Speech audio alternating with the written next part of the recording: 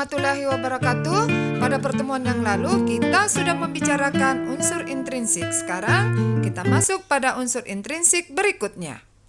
Sudut pandang adalah cara pengarang berkisah dalam cerita tersebut. Apakah dia menempatkan dirinya sebagai tokoh utama atau hanya sebagai pengamat dalam cerita tersebut. Sudut pandang dibedakan berdasarkan kata ganti orang yang digunakan sebagai tokoh dalam cerita tersebut. Sudut pandang orang pertama, yaitu pengarang merasa dirinya terlibat langsung sebagai tokoh utama yang ditandai dengan menggunakan kata aku atau saya sebagai tokohnya. Sudut pandang orang ketiga, di sini penulis menempatkan dirinya hanya sebagai pengamat sehingga segala sesuatu yang terjadi dapat ia ketahui.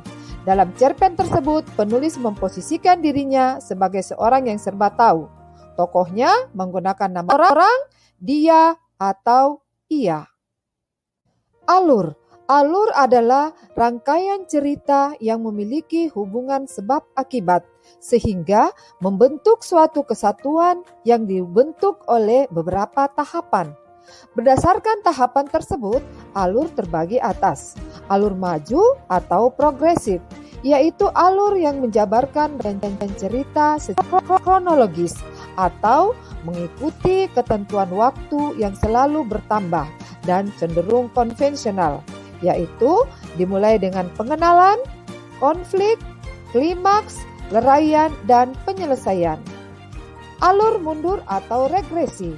Alur ini biasanya menampilkan konflik atau penyelesaian terlebih dahulu. Dari sana barulah diceritakan ulang mengenai tahapan masalah yang membentuk alur sehingga terkesan waktunya bergerak mundur. Alur campuran atau maju mundur adalah penggabungan alur maju yang disertai kilasan-kilasan yang sifatnya mengenang atau mengingat peristiwa yang lampau.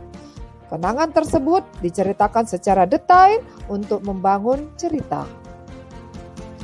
Gaya bahasa. Gaya bahasa atau majas ialah cara penulis mengungkapkan ide atau gagasannya dalam sebuah karya. Penggunaan gaya bahasa bertujuan meningkatkan nilai estetika pada kalimat yang dilekatinya, sehingga meningkatkan kesan yang lebih mendalam.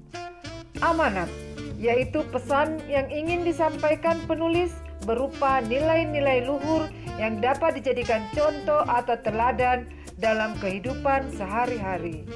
Unsur ekstrinsik cerpen.